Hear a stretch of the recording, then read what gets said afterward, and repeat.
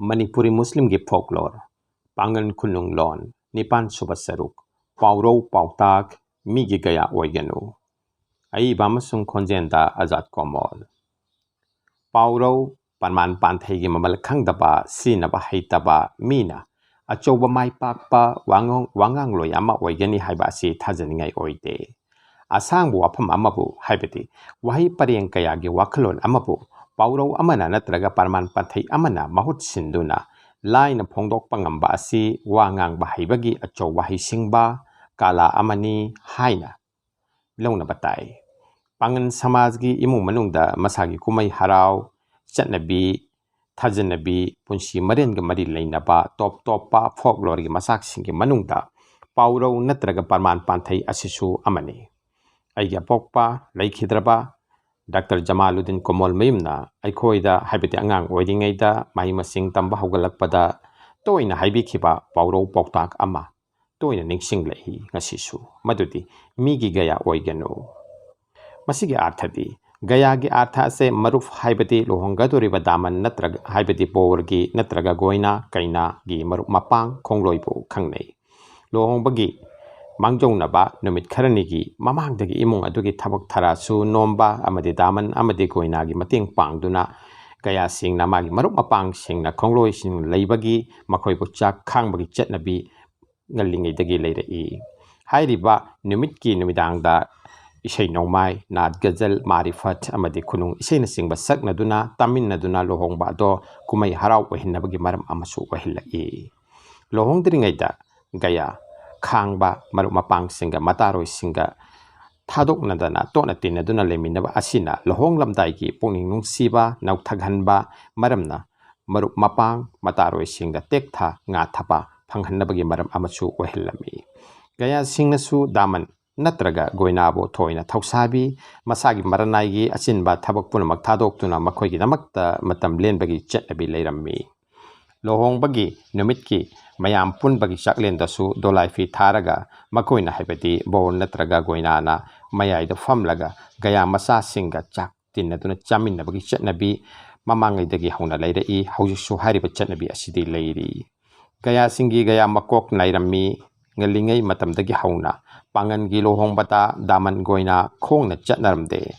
daman salak bata dolai fi da aduga nupi mayum dagi shan khibadana Haibiti daman salak pada dolaida aduga nupi mayum dagi shan kibadana sagol amuk tongi. Daman na tonglakpa dolaida pardagi fikal tauraga goinana muk tongi. Gaya singna iko sinduna chatli. Goina gidi gaya singna mang thade goina gi dolaigi matungda chatli. Numit asida daman amasung goina ani ase ning thau amasung maharani ga pangkak oi. Aduga makoy gi maruk mapang gaya masa singna Macam manai sabaroi singa pangkak oi. Paurau Pautak asina kari artha pibage. Mioi bagi mahausa ase masana masagi nungda han yengsiningai oi. Kari gumbata masagi thobu ase masana mahaki akoi bagi haibade samaj ithil sapu kaktagi makapon khraba mi oirambasu yaudaba natte. Migi gaya oiganu haibagi arthadi atopagi khongloi manai oiduna mitung data induna asum hinganu Nahaksu Maikoi Gumba Mini Mahaki Haibati Nahaki Nungda Karibu Watpa Leibage Watliba Haibabu Isagi Nungdi Yang Sinjaba Isagi Itik Talent Fu Kangjaba Matik Mangal Fudok Hanba Adutangni Asina Paulo Pautak Asina Hairi Nangsu Makoi Gumba Mini Mang Desat Katlu Mangjin Thaba Mi Lusing Puren Haibado Nahaksu Oibe Yai Tungin Bagi Hainabida Migi mateng khaktana hingba mi haibado adumak oiduna leirabadi yang na mangjin thana chatkat khraba mai pakpagi langjin phiran thet khraba mi ama haibado karamna oiba ngamgani seng khraba Quran da mapu mahak na taibang miyoga punamak khalifa haibadi lusing puren oina Quran da mapu mahak na taibang miyoga punamak po khalifa haiba se lusing puren oina thakibani haibidi yengbiu Quran surah number 3 ayat number 154 Mi amaga tamjana pham phidamna pham oini hingnaba habiti hingba haiba ase amana amagi khalifa langjing puren lamjing puren ngak to oiba haibani wakal wangba mi wakalon nemba singbu lamjing lamtakpa masai khudumda thamba haiba asede taibangi mahaushani mahausa ase Allah Ta'alagi taibang mapugi khusemgi taibang pan habde alami kalak asigi niyam kanuni masina luching puren singi sen ama oina samaj asibu sengba chagali amasung hingmin nahalli Islam na pandamba samaj ase asengba miyobagi samajgi mawong adumakni matang asida Sufi kabi Muhammad Jalaluddin Muhammad Rumi gi wahai isen gi kausing oiganu isen dumak oyu haibadu ningsinglai atopa wakhalon sibu sawatpa pawru amadi khenna bama oyu haiba sini miyobagi mafamda tungin-bagi hainabi wangna leiribase thajabagi mahausa wangna leibadagini achumarangi bisar ngamjadabadagi natraga thausanadabadagi miyoi kaya aranba lambida khongdai asina Islamna mahi masing ilam tambata akanba miyeng thamlibani tangai fadaba oiribani karigumba chatnabi natraga thajanabi amadagi achum aran yengdana khangdana hek tungin kharabadi maduna achouba khudong thiningai ohillai ngasidi folklore gi machaksing ariba laitin gi khusem wari epic kaya su asengba thokhiba itihas kumna thajaki miyoi kanglup kayana makhal mathen gi bhabna saba laitin kaya bu murti sagatuna irat puja taunakre maramasina aikoina folklore sida bigyaniki amadi iman ga mari leinaba miyeng thamba tangai fadribani ngasidi makhoisu folklore bigyan ge neinabi miyeng changlakpadagi achum aran gi bichar tawrakli asina thajabana lanai haiba pawro asida ahongba lakli pawro asida miyoi kanglup kayadi makoina lachariba ningliba lai tin singado lali khanglaba maktada लानबगी उपाय अमनि खंदुना चुम अरान बिचार की थबक नाथैरगा थाजरिबा अदुदा मसाबु सिनथोई मसिदि NASA चारगा ज्ञान मांखिबगुंबनी नतरगा NASA चारगा तुमजिनबगुंबनी तुम्बगुंबनी